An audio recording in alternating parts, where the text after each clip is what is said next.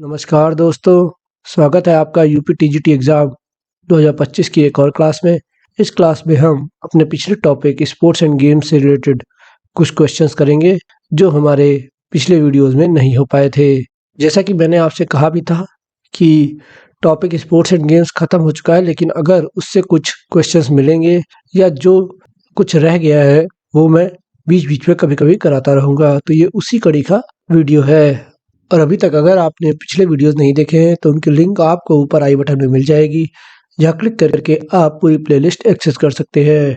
तो स्वागत है आपका आपके अपने चैनल फिजिकल एजुकेशन स्टडी में। अगर आप हमारे चैनल पर नए हैं तो हमारे चैनल को सब्सक्राइब करें और बेल आइकन क्लिक करना ना भूलें, ताकि हमारी हर आने वाली वीडियो की नोटिफिकेशन आपको सबसे पहले मिल सके। तो चलिए दोस्तों, वीडियो को शुरू करते हैं।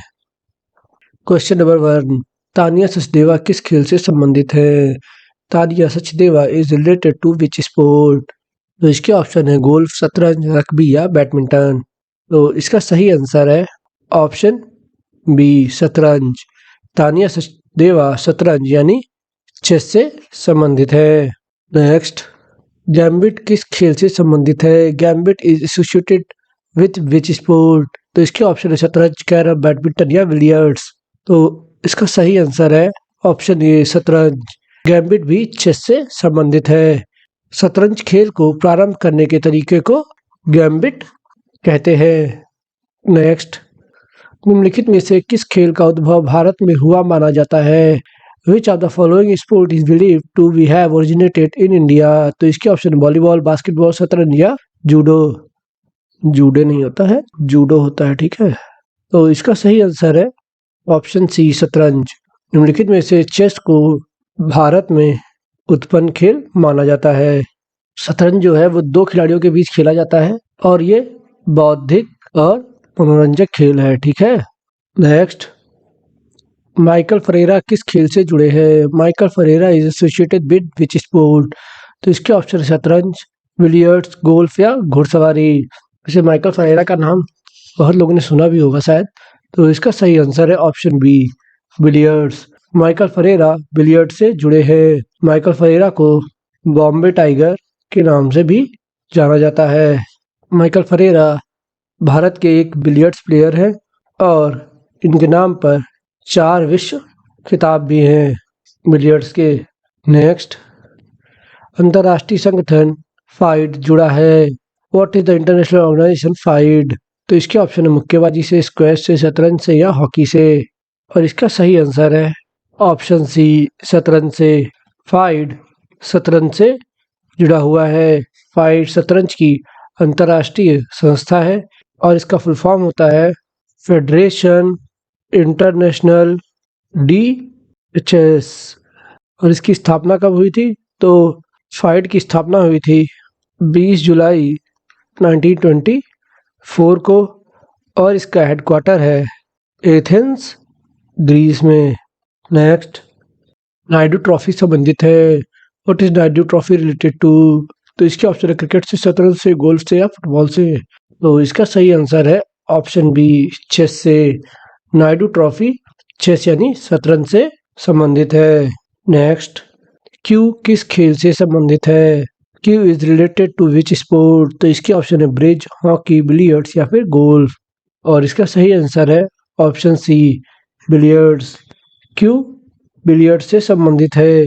क्यू जो है ये लकड़ी की एक छड़ी होती हैं जिनसे बिलियर्ड्स में मेज पर गेंद के साथ खेला जाता है। नेक्स्ट, 1958 में विश्व एमेच्योर बिलियर्ड्स चैंपियनशिप जीतने वाला पहला भारतीय खिलाड़ी कौन बना? Who became the first Indian to win the world amateur billiards championship in 1958? तो इसके ऑप्शन है गीत सेट्टी, विल्सन जोन्स, माइकल फरेरा, मनोज कोठारी। और इसका सही आंसर है ऑप्शन बी, विल्सन जोन्स। विल्सन जोन्स भारत के पेशेवर बिलियर्ड्स खिलाड़ी हैं। ये 1958 में विश्व बिलियर्ड्स चैंपियनशिप जीतने वाले पहले भारतीय खिलाड़ी बने। भारत सरकार ने इनको 1965 में पद्मश्री और 1966 में द्रोणाचार्य अवार्ड भी प्रदान किया। नेक्स्ट, बिलियर्ड्स खेल का जन्म किस देश में हुआ? In which country was the game of billiards born? तो इसके ऑप्शन अमेरिका, भारत, इंग्लैंड या फ्रांस। और इसका सही आंसर है ऑप्शन डी फ्रांस। बिलियर्ड्स खेल का जन्म फ्रांस में हुआ। नेक्स्ट, WCBS का मुख्यालय कहाँ है? Where is the headquarter of WCBS located? तो इसके ऑप्शन है Geneva, Lausanne, Saint Martin Latem या पेरिस। और इसका सही आंसर है option C, Saint Martin Latem. WCBS का मुख्यालय सेंट मार्टिन लेटम में है और WCBS का फुल फॉर्म होता है world confederation of billiards sport. ये बिलियर्ड्स की अंतर्राष्ट्रीय संस्था है और इसको 1992 में बनाया गया था और इसका मुख्यालय सेंट मार्टिन लेटम में है। नेक्स्ट, जसपाल राणा का संबंध निम्नलिखित में से किससे है? Jaspal Rana is related to which of the following? तो इसके ऑप्शन है पावर लिफ्टिंग, तीरंदाजी, निशानेबाजी या तैराकी। तो इसका सही आंसर है ऑप्शन सी, निशानेबाजी। जसपाल राणा का संबंध शूटिंग यानी निशानेबाजी से है। जसपाल राणा को 1994 में अर्जुन पुरस्कार और 2002 में पद्मश्री प्रदान किया गया। नेक्स्ट, लिम्बाराम का संबंध किससे है? What is Limbaram related to? तो इसके ऑप्शन तीरंदाजी, बॉक्सिंग, हॉकी या फुटबॉल। देखिए शायद ये सबको पता होगा क्योंकि ये क्वेश्चन बहुत बार पूछा गया बहुत से एग्जाम्स में। तो इसका सही आंसर है ऑप्शन ए, तीरंदाजी। लिम्बाराम का संबंध तीरंदाजी से है। 1988 में इन्होंने नेशनल तीरंदाजी चैंपियनशिप यानी आर्चरी चैंपियनशिप जीती थी। ठीक है, इसके बाद 1992 में इन्होंने एशियन गेम में गोल्ड मेडल जीता था और इनको 1999 में अर्जुन अवार्ड और 2012 में पद्मश्री भी प्रदान किया जा चुका है। नेक्स्ट, अमेरिका का राष्ट्रीय खेल है is it the national game of United state? तो इसके ऑप्शन है हॉकी, बेसबॉल, क्रिकेट या जूडो। तो अमेरिका का राष्ट्रीय खेल क्या है? लगभग इसका आंसर सबको पता होगा। तो इसका सही आंसर है ऑप्शन बी, बेसबॉल। अमेरिका का राष्ट्रीय खेल बेसबॉल है। बेसबॉल का आरंभ 1755 से माना जाता है। नेक्स्ट, बेसबॉल वर्ल्ड सीरीज की शुरुआत कब की गई? When did the baseball world series start? तो इसके ऑप्शन है 1900, 1902, 1903 या 1904। तो इसका सही आंसर है option C, 1903। Baseball world series की शुरुआत 1903 में की गई। इस सीरीज को MLB यानी मेजर लीग बेसबॉल के नाम से भी जाना जाता है। नेक्स्ट, बेसबॉल के प्रत्येक टीम में कितने खिलाड़ी होते हैं? How many players are there on each baseball team? तो इसके ऑप्शन है 6, 7, 9 या 11। और इसका सही आंसर है ऑप्शन सी, 9। बेसबॉल की प्रत्येक टीम में 9 खिलाड़ी होते हैं। नेक्स्ट, ओबी शब्द संबंधित है is the word OB related to? तो इसके ऑप्शन है मुक्केबाजी से, कुश्ती से, ताइक्वांडो से या जूडो से। और इसका सही आंसर है ऑप्शन डी, जूडो से। ओबी शब्द जूडो से संबंधित है। नेक्स्ट, अपूर्वी चंदेला का संबंध किससे है? What is Apurvi Chandela related to? तो इसके ऑप्शन है निशानेबाजी, जूडो, कराटे या ताइक्वांडो। और इसका सही आंसर है ऑप्शन ए, निशानेबाजी। अपूर्वी चंदेला का संबंध निशानेबाजी यानी शूटिंग से है। अपूर्वी चंदेला ने 2014 के कॉमनवेल्थ गेम्स में 10 मीटर एयर राइफल में गोल्ड मेडल जीता था। आपको बताना है कि 2014 यानी 2014 के कॉमनवेल्थ गेम्स कहाँ हुए थे, ये मैं आप लोगों को ऑलरेडी पिछले वीडियो में बता चुका हूँ। तो इसका आंसर आपको नीचे कमेंट बॉक्स में कमेंट करना है। नेक्स्ट, जूडो में अधिकतम पॉइंट होता है। What is the maximum number of point in judo? तो इसके ऑप्शन है कोको, इपॉन, बाजारी, योको। और इसका सही आंसर है ऑप्शन बी, इपॉन। जूडो में अधिकतम पॉइंट इपॉन होता है। नेक्स्ट, जूडो खेल में प्रतियोगिता एरिया कितना होता है? What is the competition area in judo?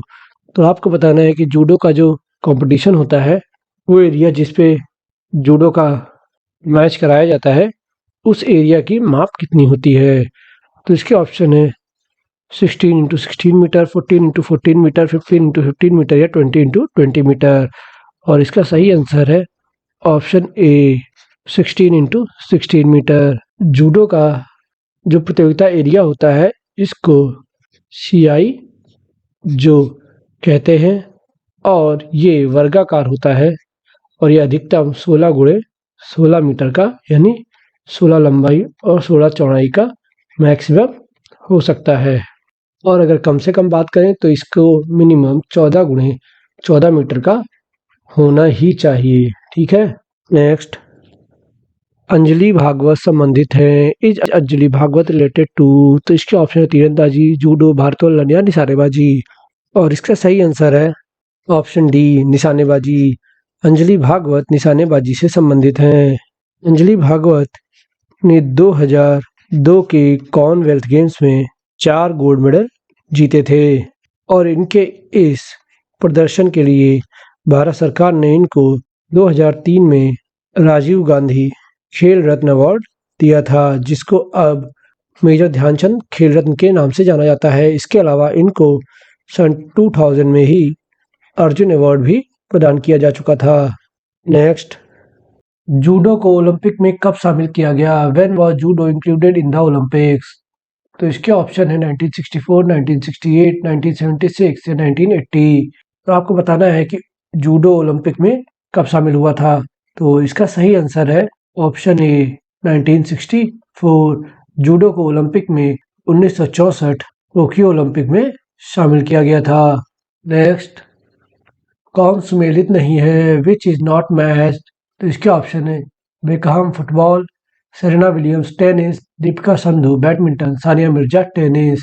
तो इसका सही आंसर है option C, Deepika Sandhu badminton. देखिए, बेकहम इंग्लैंड के फुटबॉलर है, सेरेना विलियम्स टेनिस की प्लेयर है, सानिया मिर्जा भी टेनिस की प्लेयर है, दीपिका संधू एक ऑर्थर यानी लेखिका है। ठीक है, तो ये सही सुमेलित नहीं है। नेक्स्ट, किस साहसिक खेल में वेरियोमीटर नामक यंत्र का उपयोग किया जाता है? In which adventure game in the device called variometer used? तो इसके ऑप्शन है paragliding, rope climbing, mountaineering, river rafting. तो आपको बताना है वेरियोमीटर किस में यूज होता है। तो इसका सही आंसर है ऑप्शन ए, पैराग्लाइडिंग। वेरियोमीटर पैराग्लाइडिंग में यूज होता है। नेक्स्ट, इंडोर स्पोर्ट्स कॉम्प्लेक्स में खेल मैदान की दिशा किस तरफ होनी चाहिए? In which direction should the playground be in the indoor sports complex? तो इसके ऑप्शन है दक्षिण पश्चिम, पूर्व पश्चिम, उत्तर दक्षिण या किसी भी दिशा में। देखिए, इंडोर जो कॉम्प्लेक्स होते हैं यानी जो इंडोर ग्राउंड होते हैं उनमें ग्राउंड का डायरेक्शन क्या होना चाहिए? तो इसका सही आंसर है ऑप्शन डी, किसी भी दिशा में। इंडोर स्पोर्ट्स कॉम्प्लेक्स में खेल का मैदान किसी भी दिशा में हो सकता है। अब ऐसा क्यों है? तो ये मैं आपको बता देता हूँ। क्योंकि जो इंडोर कॉम्प्लेक्स होते हैं वो कृत्रिम रूप से बनाए जाते हैं। इसमें रेन, समर, कोल्ड ये सब महसूस नहीं होता है, क्योंकि इसमें टेम्परेचर को मैनेज भी किया जाता है और इसमें आर्टिफिशियल लाइट यूज होती है। इसीलिए यहाँ पर जो मैदान बनाया जाता है उसका कोई भी डायरेक्शन हो सकता है। Next, weight lifter Karnam Malleswari किस राज्य से संबंधित है? Weight lifter Karnam Malleswari belongs to which state? तो इसके ऑप्शन है केरल, कर्नाटक, आंध्र प्रदेश या अरुणाचल प्रदेश। तो इसका सही आंसर है ऑप्शन सी, आंध्र प्रदेश। वेट लिफ्टर कर्णम मल्लेश्वरी आंध्र प्रदेश से संबंधित है। नेक्स्ट, वनडे वंडर्स पुस्तक के रचयिता खिलाड़ी हैं। Who is the author of the book one day wonders? तो इसके ऑप्शन है मोहम्मद अजहरुद्दीन, कपिल देव, सुनील गावस्कर, अजीत वाडेकर। और इसका सही आंसर है option C, Sunil Gavaskar. One day wonders पुस्तक सुनील गावस्कर ने लिखी है। नेक्स्ट, कौन से भारतीय क्रिकेट खिलाड़ी को 2018 में पद्म भूषण से सम्मानित किया गया था? Which Indian cricketer was awarded the Padma Bhushan in 2018? तो इसके ऑप्शन है एम एस धोनी, पंकज आडवाणी, विराट कोहली, रविचंद्र अश्विन। तो आपको बताना है 2018 में पद्म भूषण किसको दिया गया? तो इसका सही आंसर है option A, M S Dhoni. Mahendra Singh Dhoni को 2018 में पद्म भूषण प्रदान किया गया। इसके अलावा एम एस धोनी को 2007 यानी 2007 में खेल रत्न भी दिया जा चुका है। नेक्स्ट, डिंग एक्सप्रेस के नाम से किसको जाना जाता है? Who is known as Dhing express? तो इसके ऑप्शन है दूती चंद, हिमा दास, सीमा पुनिया या मंजीत कौर। तो इसका सही आंसर है ऑप्शन बी, हिमा दास। डिंग एक्सप्रेस के नाम से हिमा दास को जाना जाता है। नेक्स्ट, भारोत्तोलन में इस्तेमाल होने वाली डिस्क के लिए वजन और रंग का कौन सा संयोजन सही है? Which combination of weight and colour is correct for the discus used in weight lifting? तो इसके ऑप्शन है 25 kg green, 20 kg red, 15 kg yellow, 5 kg blue. 25 kg blue, 20 kg red, 15 kg green, 5 kg white, या फिर 25 kg red, 20 kg blue, 15 kg yellow, 5 kg white, और last है none of these, यानी इनमें से कोई नहीं। तो इसका सही आंसर आपको बताना है कि वेट लिफ्टिंग में जो डिस्क यूज होती है उनका वेट और कलर कौन सा होता है।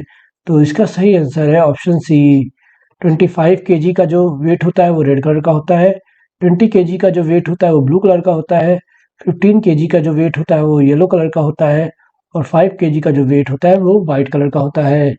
तो जो कॉम्बिनेशन ऑप्शन सी में दिया गया है ये सही कॉम्बिनेशन है।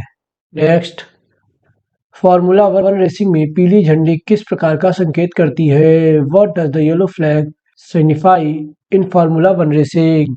तो इसके ऑप्शन है खराब मौसम की, सब ठीक है की, रेस समाप्त होने की, या धीमे होने का संकेत। तो आपको बताना है जो फार्मूला वन रेस होता है इसमें जो येलो कलर का झंडा होता है वो किसके लिए यूज होता है, यानी उसका मतलब क्या होता है। तो इसका सही आंसर है ऑप्शन डी, धीमे होने का संकेत। फार्मूला वन रेसिंग में जो पीला झंडा होता है वो धीमे होने का संकेत देता है। नेक्स्ट, कार्फ बॉल खेल खेला जाता है, is the game korfball played? तो इसके ऑप्शन है केवल पुरुषों द्वारा, केवल महिलाओं द्वारा, केवल बुजुर्गों द्वारा, महिला पुरुष संयुक्त द्वारा। तो आपको बताना है जो कार्फ बॉल का खेल होता है वो किसके द्वारा खेला जाता है। तो इसका सही आंसर है ऑप्शन डी, महिला पुरुष संयुक्त द्वारा, by female and male both. जो कार्फ बॉल का खेल होता है वो महिला और पुरुष की संयुक्त टीम द्वारा खेला जाता है। इसमें टोटल 8 खिलाड़ी होते हैं जिसमें 4 मेल और 4 फीमेल होती हैं। नेक्स्ट, स्क्वैश खेल सर्वप्रथम किस देश में खेला गया? In which country was the first game of squash played? तो इसके ऑप्शन है कनाडा, अमेरिका, इंग्लैंड या मैक्सिको, और इसका सही आंसर है option C, England. Squash game सर्वप्रथम इंग्लैंड में खेला गया, इसीलिए इंग्लैंड को ही इसका जन्मदाता कहा जाता है, और इंग्लैंड में यह गेम 1817 में पहली बार खेला गया। नेक्स्ट, कनाडा का राष्ट्रीय खेल क्या है? What is the Canada national sport? तो इसके ऑप्शन है फुटबॉल, आइस हॉकी, जूडो या कोई नहीं। तो आपको बताना है कि कनाडा का नेशनल स्पोर्ट क्या है, यानी नेशनल गेम क्या है। तो इसका सही आंसर है option B, ice hockey. Canada का राष्ट्रीय खेल आइस हॉकी है। और फुटबॉल किन किन कंट्री का नेशनल गेम है? तो फुटबॉल है ब्राजील का, फ्रांस का और रशिया का, और जूडो, तो जूडो जापान का है, और आइस हॉकी तो कनाडा की है ही। तो ये आप लोग याद कर लीजिए। नेक्स्ट, ध्यानचंद स्टेडियम कहाँ स्थित है? Where is Dhyanchand stadium located? तो इसके ऑप्शन है लखनऊ, नई दिल्ली, जयपुर या हैदराबाद। देखिए, ध्यानचंद स्टेडियम के नाम से स्टेडियम लगभग हर शहर में है, लेकिन जब इस तरीके का क्वेश्चन हो जिसमें आपको लगता हो कि ये भी सही है, ये भी सही है, ये भी सही है, तो यहाँ पर आपको एक ध्यान देने वाली बात है। इसने पूछा है कि ध्यानचंद स्टेडियम कहाँ है, तो हम इसका सही आंसर बताएंगे ऑप्शन बी, नई दिल्ली, क्योंकि सबसे पहला ध्यानचंद स्टेडियम जो कि एक नेशनल स्टेडियम है ये नई दिल्ली में बनाया गया था। तो इसका सही आंसर होगा ऑप्शन बी, न्यू दिल्ली।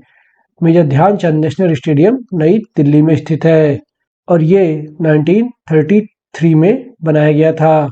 1951 में इसका नाम बदलकर मेजर ध्यानचंद रखा गया था, और इसकी दर्शक क्षमता लगभग 16,500 की है। नेक्स्ट, कॉरपोरेशन स्टेडियम कहाँ स्थित है? Where is corporation stadium located? तो इसके ऑप्शन है नई दिल्ली, मुंबई, कोलकाता या चेन्नई। और इसका सही आंसर है ऑप्शन सी, कोलकाता।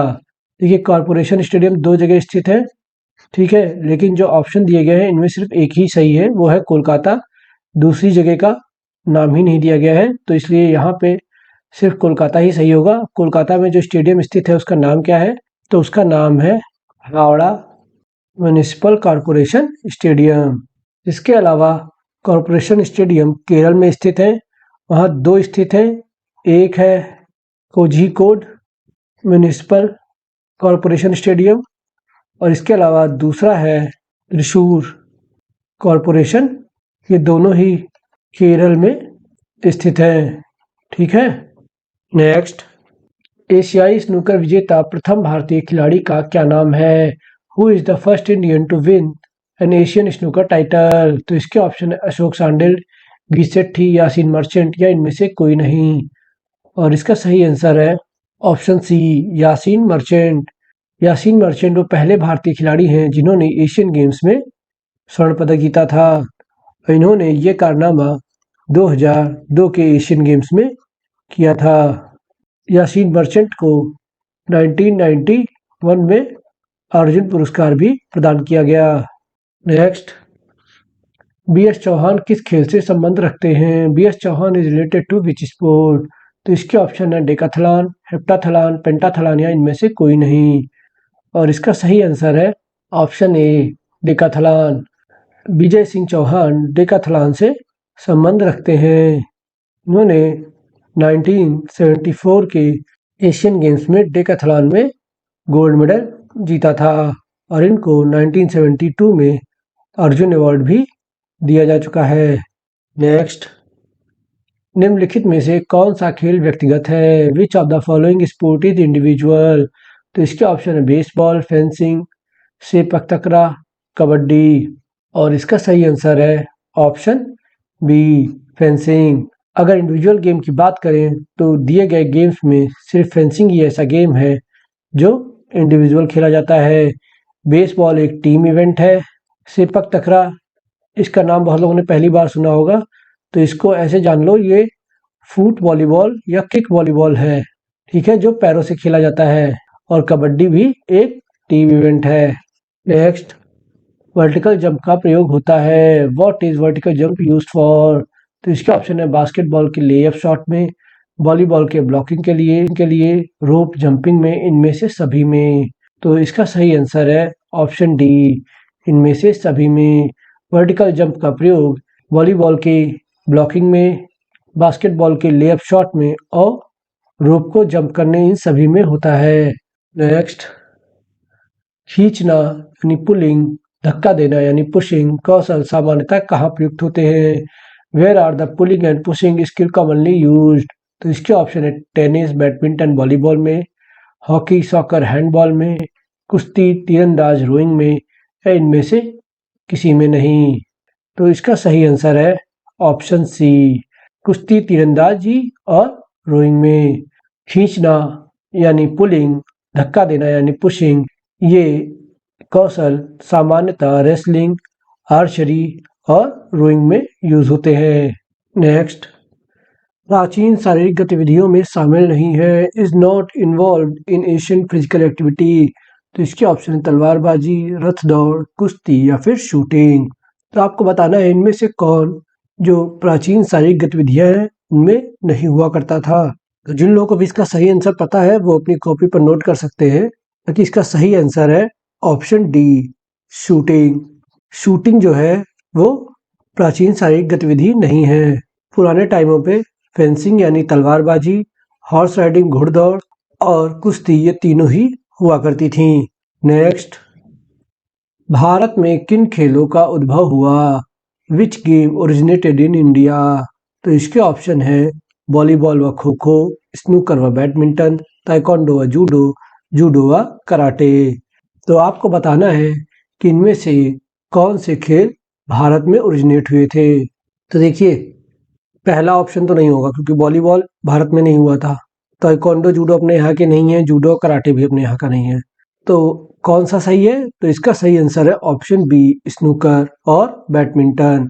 स्नूकर और बैडमिंटन का उद्भव यानी ओरिजिन भारत में हुआ था।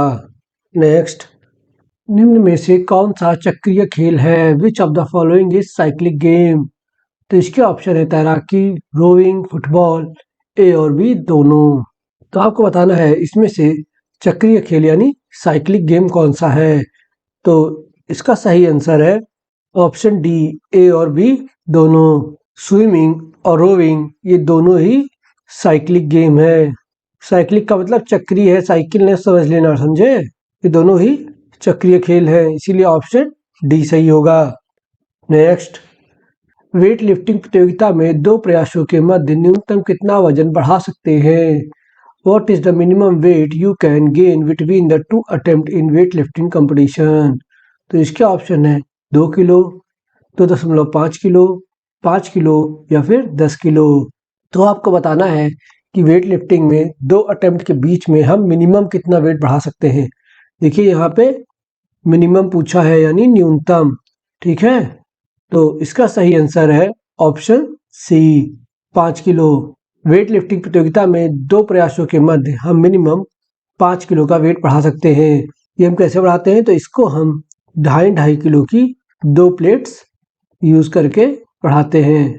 दोनों कॉलर 2.5 kg के वेट से लेस कर देते हैं। इस तरह से 5 kg का वेट मिनिमम हम बढ़ा सकते हैं। नेक्स्ट, पावर लिफ्टिंग में स्पर्धाएं कौन सी है? What are the competitions in power lifting? तो इसके ऑप्शन है curls, bench press, squats, squats, bench press, deadlift, bench press, over arm lift, squats, squats, leg pull down, curls. तो आपको बताना है इनमें से पावर लिफ्टिंग में कौन से स्पर्धाएं होती हैं। तो इसका सही आंसर है option B, squats and bench press and deadlift. Power lifting में स्क्वाट्स, बेंच प्रेस और डेडलिफ्ट ये तीनों स्पर्धाएं होती हैं। नेक्स्ट, कौन सा युग्म सही नहीं है? Which pair is not correct? तो इसके ऑप्शन है Santosh trophy, football, Kuber cup, badminton, Rangaswami cup, hockey या नेहरू ट्रॉफी क्रिकेट। तो आपको बताना है इनमें से कौन सा पेयर करेक्ट नहीं है यानी सही नहीं है। तो इसका सही आंसर है option D, Nehru trophy cricket. Nehru trophy cricket में नहीं होती है, ये होती है बोट रेस में, ठीक है? इसलिए इसका सही आंसर हो जाएगा ऑप्शन डी। बाकी तीनों ही सही हैं। संतोष ट्रॉफी फुटबॉल में होती है, उबेर कप बैडमिंटन में होता है और रंगास्वामी कप हॉकी में होता है। ये तीनों ही सही है, तो इसका ऑप्शन डी सही हो जाएगा। नेक्स्ट, कठिनता का स्तर किससे संबंधित है? What is the level of difficulty related to? तो इसके ऑप्शन है तीरंदाजी, गोताखोरी, तैराकी या फिर कुश्ती। तो आपको बताना है कठिनता का स्तर किससे संबंधित है।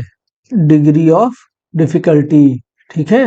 वो ट्रांसलेशन में हो जाता है, तो डिग्री ऑफ डिफिकल्टी का रिलेशन किससे, ये आपको बताना है। तो इसका सही आंसर है ऑप्शन बी, गोताखोरी। डिग्री ऑफ डिफिकल्टी का रिलेशन डाइविंग यानी गोताखोरी से है। नेक्स्ट, हेप्टाथलॉन की तीसरी इवेंट कौन सी है? What is the third event of heptathlon? तो इसके ऑप्शन है 200 मीटर, 100 मीटर, लंबी कूद या फिर गोला फेंक। तो इसका सही आंसर है ऑप्शन डी, गोला फेंक। हेप्टाथलॉन की तीसरी इवेंट गोला फेंक यानी शॉटपट है। देखिए हेप्टाथलॉन में टोटल 7 इवेंट होते हैं और ये 2 दिन में होता है। इसमें फर्स्ट डे की बात करें तो first day 100 meter hurdle, high jump, shot put और 200 मीटर रेस होती है। और सेकेंड डे की बात करें तो second day long jump, javelin throw और 800 मीटर की रेस होती है। ये 7 इवेंट होते हैं हेप्टाथलॉन में और इनका यही सीक्वेंस होता है 1, 2, 3, 4, 5, 6 और 7। ये इसी सीक्वेंस से 2 दिन में ऑर्गेनाइज होते हैं। तो थर्ड इवेंट कौन सा हुआ? तो थर्ड इवेंट है शॉटपट। तो ये सीक्वेंस आप याद कर लीजिएगा और ये कौन कौन से इवेंट होते हैं हेप्टाथलॉन में, किस किस दिन होते हैं, ये भी आपको याद होना चाहिए क्योंकि इस तरीके के क्वेश्चन एग्जाम में आते रहते हैं। नेक्स्ट, डेकाथलॉन में 7वीं इवेंट कौन सी है? Which is the 7th event of Decathlon? तो इसके ऑप्शन है ऊंची कूद, पोल वॉल्ट, चक्का फेंक या गोला फेंक। देखिए ये क्वेश्चन मैंने एक बार आपको एथलेटिक वाले वीडियो में कराया था, उसमें बाय मिस्टेक गलती से शायद मैंने जेवलिन थ्रो या कुछ और बता दिया था, तो शायद मैंने उसको हटा भी दिया था उस क्वेश्चन को वहां से, तो इसीलिए मैं इसको फिर से करा रहा हूँ यहाँ पे। तो इसका सही आंसर है option C, discus throw. Decathlon की 7वीं इवेंट डिस्कस थ्रो होती है। और बाकी डेकाथलॉन के बारे में मैं सब कुछ आपको बता चुका हूँ एथलेटिक के वीडियोस में, इसीलिए मैं यहाँ पे और कुछ ज़्यादा एक्सप्लेन नहीं कर रहा हूँ। तो इसका आंसर होगा चक्का फेंक या discus throw. Next, kho kho में बैठक वर्ग के आयाम क्या होते हैं? What are the dimension of sitting class in kho kho? तो इसके option 20x20 centimetre, 30x30 centimetre, 25x25 centimetre, 35x30 centimetre. और इसका सही आंसर है ऑप्शन डी, 35x30 सेंटीमीटर। देखिए खो खो में जो बैठक आयाम होता है, ये जो ब्लॉक्स बने होते हैं ये 35x30 सेंटीमीटर के होते हैं, जिसमें चेजर बैठते हैं। देखिए खो खो के वीडियो में मैंने इसका आंसर बताया था 30x30। पहले इसका जो सिटिंग ब्लॉक का मेजरमेंट होता था वो 30x30 सेंटीमीटर ही होता था, और जब ये क्वेश्चन पूछा गया था एग्जाम में तब तक 30x30 सेंटीमीटर ही इसका आंसर हुआ करता था। लेकिन ये बाद में अपडेट हुआ, मैंने उसके एक्सप्लेनेशन में ये अपडेट आपको नहीं बताया था, और उस क्वेश्चन में जो ऑप्शन है उसमें 30x30 सेंटीमीटर भी नहीं दिया गया था, इसीलिए मैंने उसमें आंसर आपको ऑप्शन बी बताया था। लेकिन मुझे एक्सप्लेनेशन में वहाँ बता देना चाहिए था, इसीलिए मैंने इस क्वेश्चन को यहाँ फिर से शामिल किया ताकि मैं आपको पूरा एक्सप्लेन कर सकूँ। अब अगर किसी एग्जाम में पूछा जाए कि खो खो के सिटिंग ब्लॉक्स का डायमेंशन कितना होता है, तो अगर ऑप्शन में 35x30 सेंटीमीटर दिया गया है तो आपको आंसर डी यानी 35x30 सेंटीमीटर ही लगाना है। अगर ऑप्शन में नहीं दिया गया तो आप 13x30 सेंटीमीटर भी लगा दीजिए, क्योंकि पहले यही हुआ करता था। लेकिन न्यू डायमेंशन जो है वो ये है। उम्मीद है ऑप्शंस में 35x30 सेंटीमीटर दिया जाएगा, क्योंकि बाकी लोग भी इससे अपडेट हो चुके होंगे। तो लेकिन अभी आप याद रखिए कि इसका करंट मेजरमेंट 35x30 सेंटीमीटर है। 13x30 सेंटीमीटर पुराना मेजरमेंट हुआ करता था। तो इस वीडियो में इतना ही। अगर आपको हमारा वीडियो पसंद आया तो वीडियो को लाइक करें, चैनल को सब्सक्राइब करें और कमेंट कर हमें जरूर बताएं। वीडियो को ज़्यादा से ज़्यादा शेयर करना ना भूलें, इसे अपने हर दोस्त तक शेयर जरूर करें। धन्यवाद दोस्तों, अगले वीडियो के साथ फिर मुलाकात होगी, तब तक के लिए जय हिंद।